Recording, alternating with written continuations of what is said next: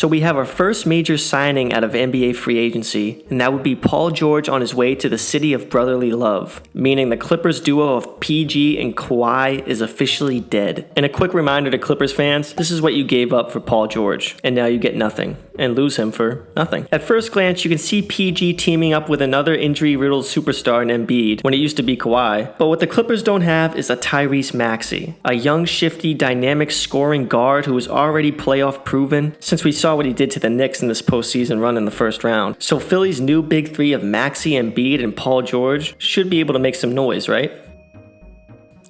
As long as the Sixers squad can stay healthy up until the playoffs, I like their chances against any team in the East. Well, except Boston, since everyone's trying to dethrone them this year as champions, but we will just have to wait and see. As for the fit with Paul George, look, from the outside looking in, it seems like an easy transition sliding him into that starting three-man spot, especially when you're basically just replacing Tobias Harris for Paul George.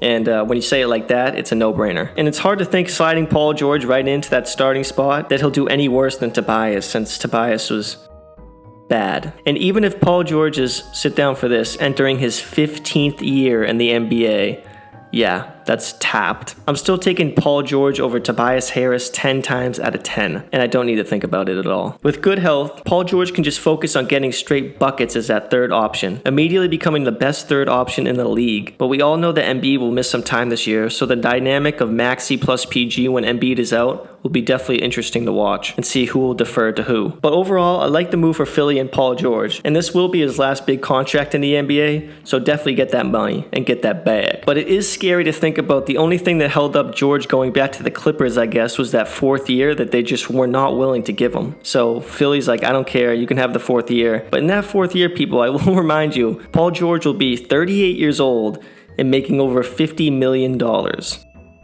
Yeah. It's scary to think about what he might look like at 38, but you just got to win now. The Sixers don't care. They want to have at least somebody next to Embiid and Maxey to provide an extra scoring punch. But yeah, 38 at over 51 million. Yikes. But this is a win now move for Paul George. He definitely is just trying to get that last thing on his resume, which is obviously a Larry O'Brien trophy, and get that ring, because he's already a Hall of Famer. Is he first ballot? I don't know. If he gets a ring, probably. But tell me what you think of the Paul George signing with the Philadelphia 76ers. Comment below, and if you like the video, give it a like. And if you like the channel, subscribe. Thank you, and I'll catch you next time. Peace.